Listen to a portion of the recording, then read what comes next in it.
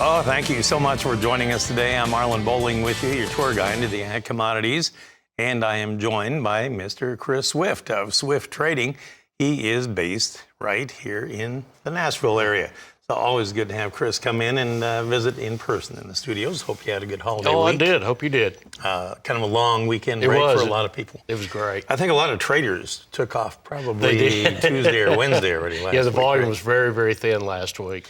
So what are you looking forward to this week? And we'll get to prices in a second here, but we had the December options expiration on Friday. Right. So now they're gone. Right.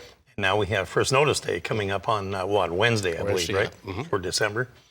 The end of the month, that can lead to some window dressing, they call it sometimes. But what are you looking for? Just kind of a sideways action? You know, probably a little bit softer, believe it or not. We've looked at the energy markets being soft, and crude oil broke to some new lows this morning, and there's some other aspects that we have out there that just kind of show China in a really peculiar situation with their COVID lockdowns. And so with all of that, and we already know that our exports have been a little bit light of beans there. We know Brazil's got some their beans in the ground now pretty much, a little bit wetter in the Brazil area, a little bit drier in Argentina, but still in all, they're going to have a big bean crop, and I think that's what we're kind of concerned about more than anything going forward is a little softening. So from what I understand, I think Brazil soybeans are now like 87% planted. I think normally they would have about 90%. Right. Thereabouts. So they're about right on target there. But because it could be such a huge crop, there's a little concern they won't even have anywhere to go with it all.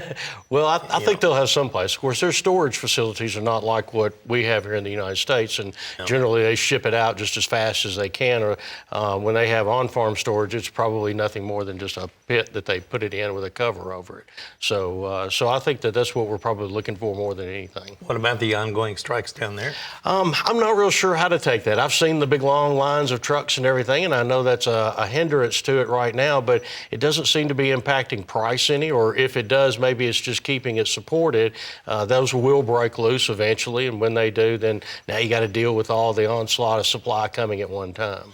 Well, it sounds like the farmers are taking part in that, in the road blockages, and also the truckers are taking part in the strikes. Just millions of people out in the streets protesting, you know, and I don't know if they're going to get that ironed out anytime real soon.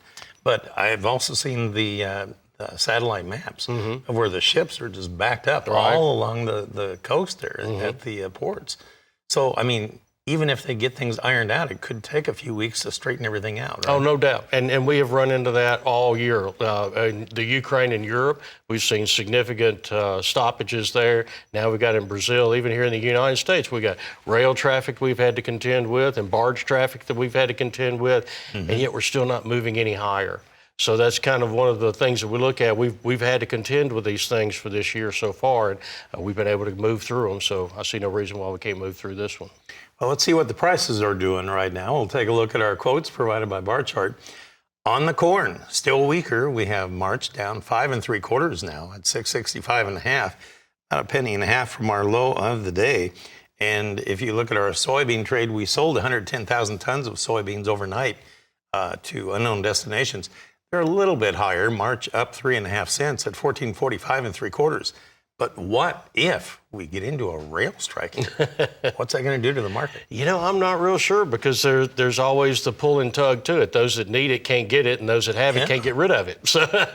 So I'm not real sure how much more disastrous it can be than what it already is, but I'm sure they'll be able to find another monkey wrench to throw into it. Kind of a scary scenario, that's for sure. Let's take a look at what's going on in the wheat. Let me bring up Chicago wheat here. And on the big board, man, they are really trashing it today. Look at March, down 22.5, 774.5. That's less than a penny and a half from our low of the day. It's like bombs away here in the wheat market today.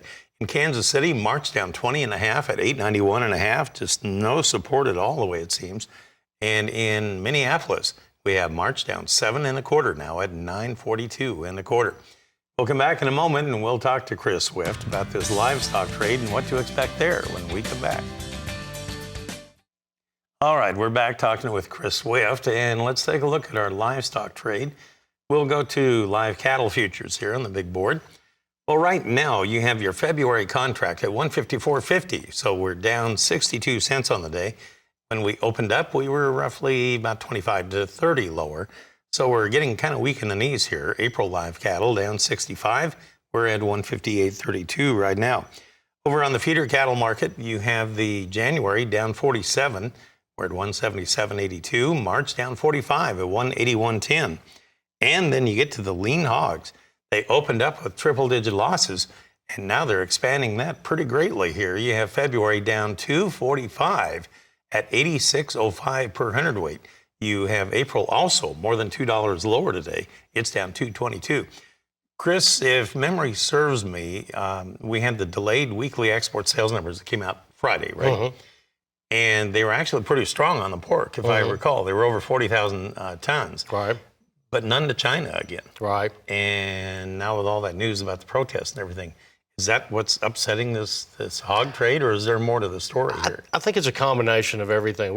All last week in the media, we saw more of recession-type things coming, and in my opinion, a lot of that is self-fulfilled prophecy. If we start hearing the word recession, we instantly start to contract in our spending, and so that natural contraction begins to create the recession to begin with. So I think that's what we're looking at for meat. Meat prices are still relatively high when you look at it from the retail standpoint, and the consumer has lots of choices. So as well as different cuts of that same meat product. So I think what we're seeing is just the consumer saying with his pocketbook, I'm trying to contract just a little bit in my discretionary spending. So we had a pretty good run in the cash cattle trade last week. Now what? Yeah, with boxes slipping, and boxes slipped all week last week, so we're right at about 251 for the boxes. If we slip under 250, that's going to be pretty serious, showing we're not moving that meat. If we don't move that meat, then unfortunately it won't matter how few cattle you have out there.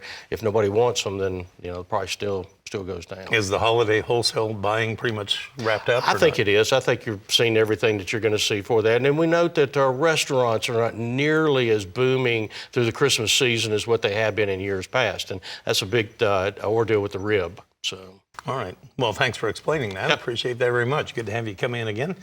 Chris Swift of Swift Trading with us here in our studios this morning. Janet, back to you.